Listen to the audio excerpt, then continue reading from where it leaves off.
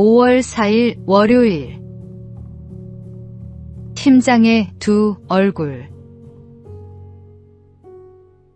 한 중견기업의 팀장이 있었습니다. 그는 평소 우리 팀은 실력으로 평가받아야 한다는 말을 입에 달고 다녔고, 공정함을 자신의 원칙으로 삼는다고 자부했습니다. 어느 날 사원 평가 회의가 열렸습니다. 팀장은 한 사원에 대해 성과가 아직 부족합니다. 이번 승진은 시기상조입니다라고 말했습니다. 주변이 고개를 끄덕이며 분위기가 굳어가던 순간 누군가 조용히 귀띔했습니다. 그 친구 부사장님 조카라고 하던데요. 순간 팀장의 표정이 미묘하게 바뀌었습니다. 잠시 서류를 다시 들여다보던 그가 천천히 입을 열었습니다. 다시 보니 잠재력이 있네요. 조금 전까지 부족하다 했던 사원이 이제는 가능성 있는 인재로 둔갑해 있었습니다. 회의가 끝난 뒤 팀장은 후배들에게 말했습니다. 우리 팀은 언제나 원칙대로 가야 해. 그 말을 듣는 사원들의 눈빛은 어딘가 씁쓸했습니다. 그러나 팀장은 끝내 그 이유를 알지 못했습니다. 그는 이미 사람을 보고 판단하고 있었기 때문입니다. 혹시 우리도 상황과 사람에 따라 기준을 바꾸고 있지는 않습니까? 말씀은 우리에게 말합니다. 누구를 보느냐가 아니라 무엇을 기준으로 판단하느냐가 중요하다고. 오늘의 말씀. 너희는 재판할 때 불의를 행하지 말며 가난한 자의 편을 들지 말며 세력 있는 자라고 두둔하지 말고 공의로 사람을 재판할지며. 오늘의 만나. 사람이 아니라 하나님의 공의로 판단할 때 우리의 기준은 흔들리지 않습니다. 오늘 내 판단의 기준 앞에 하나님을 먼저 세워 보십시오.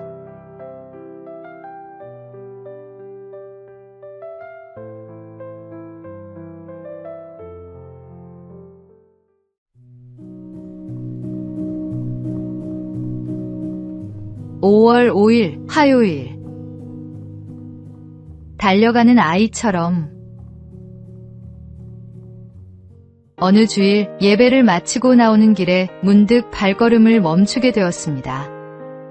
예배당 문이 열리자 아이들이 제일 먼저 뛰어나왔습니다. 그중 한 아이는 주위를 돌아보지도 않고 오직 아빠만 바라보며 곧장 달려가 안겼습니다.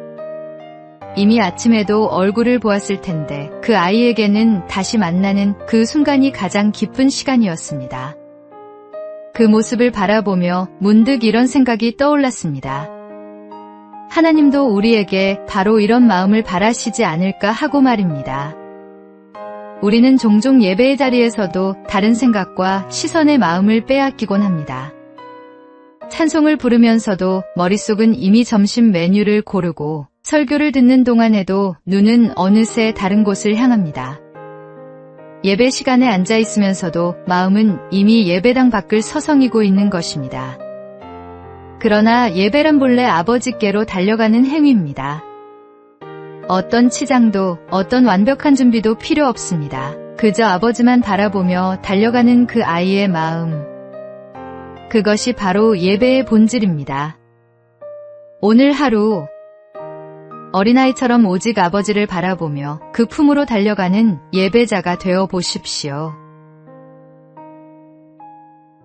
오늘의 말씀. 하나님은 영이시니 예배하는 자가 영과 진리로 예배할지니라. 오늘의 만나. 아이가 아빠에게 달려가듯 아무것도 계산하지 않고 오직 한 분만 향하는 그 마음이 하나님이 기다리시는 예배입니다.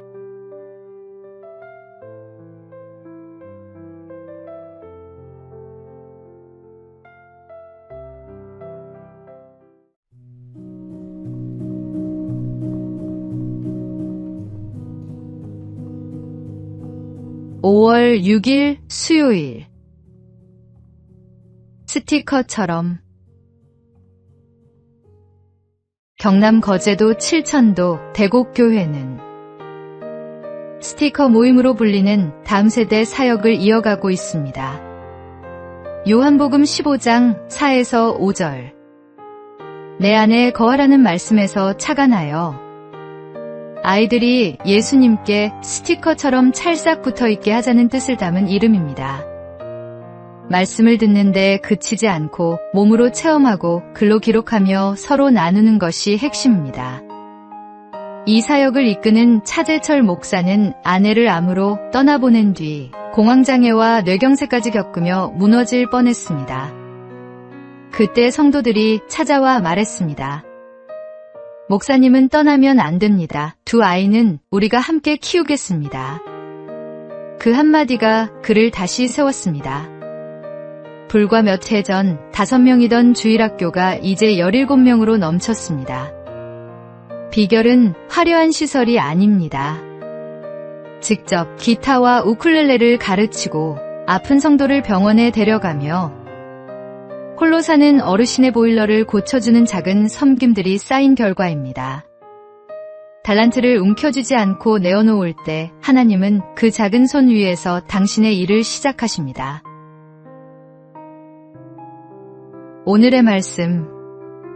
내 안에 거하라. 나도 너희 안에 거하리라. 가지가 포도나무에 붙어 있지 아니하면 스스로 열매를 맺을 수 없음 같이 너희도 내 안에 있지 아니하면 그러하리라. 오늘의 만나. 예수님께 스티커처럼 붙어 있는 것, 그것이 신앙의 전부입니다. 거창한 결심보다 오늘 하루 그분 곁에 머무는 것이 먼저입니다.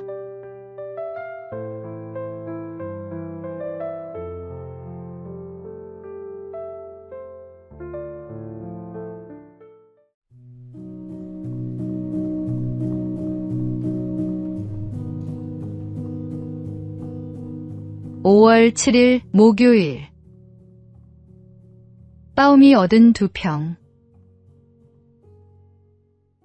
톨스토이의 단편 소설에 이런 이야기가 나옵니다. 한 사람이 땅을 싸게 판다는 소문을 듣고 촌장을 찾아갔습니다. 촌장은 아침 해가 떠서 질 때까지 걷고 돌아온 만큼의 땅을 모두 주겠다고 약속했습니다. 다음날 아침 일찍 출발한 그는 큰 땅 부자가 될 생각에 점심도 잊고 달렸습니다. 좋은 땅이 나올 때마다 조금만 덜을 되풀이했고 기진맥진해서야 돌아왔습니다. 해가 지기 전에 간신히 출발점에 도착했지만 너무 지쳐 그만 쓰러져 죽고 말았습니다. 그의 이름은 빠움. 톨스토이는 이렇게 끝맺습니다. 빠움은 자기가 누울 땅 2평밖에 갖지 못했다.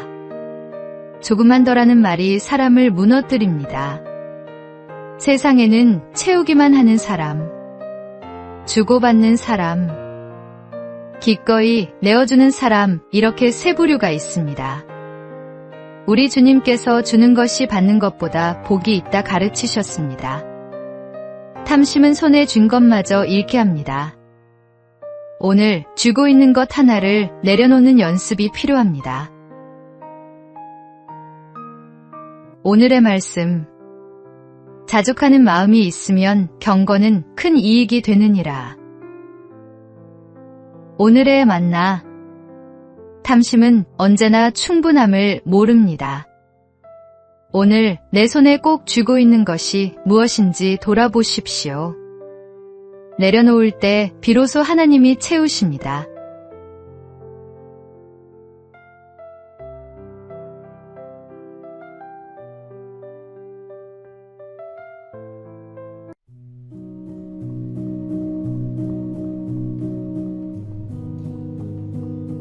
(5월 8일) 금요일. 아빠개구리의 하품. 남부 칠레의 늪지에는 리노데르마르라는 작은 개구리가 살고 있습니다. 산란기가 되면 암컷이 젤리에 쌓인 알을 낳는 순간 곁에 있던 수컷이 그 알을 모두 삼킵니다. 먹으려는 게 아니라 보살피기 위해서입니다. 수컷은 소리주머니 속에 알을 소중히 품고 기르는 동안 개구리 본업인 울음소리도 포기합니다. 먹는 것도 절제하며 위험에 대비합니다. 그 긴 시간 동안 수컷은 아무것도 자신을 위해 쓰지 않습니다. 오직 품속의 생명을 지키는 일에만 온 존재를 겁니다. 알이 완전히 자랐다고 판단되면 비로소 긴 하품을 하듯 새끼 개구리를 세상으로 내보냅니다. 아빠 개구리의 헌신과 보살핌을 통해 새끼들은 비로소 아름다운 세상에서 생명을 이어갑니다. 때로 우리는 사는 게 왜 이렇게 힘들까? 내가 왜 태어나서 이 고생일까 하며 부모님을 원망하기도 합니다. 그러나 지금의 내가 존재하기까지 부모님이 치른 헌신은 이 작은 개구리의 하품보다 훨씬 깊고 큽니다. 우리가 미처 몰랐던 수많은 밤, 부모님은 자신의 잠을, 꿈을 우리를 위해 내어놓았습니다. 그 헌신이 오늘의 나를 만들었습니다. 오늘 하루를 마치기 전 부모님께 감사의 말 한마디를 전해보십시오. 오늘의 말씀. 내 부모를 공경하라. 그리하면 내 하나님 여호와가 내게 준 땅에서 내 생명이 길리라. 오늘의 만나. 나를 낳고 기른 손들이 얼마나 많이 희생했는지 생각해 보십시오. 감사는 마음속에만 두기에는 너무 귀한 것입니다.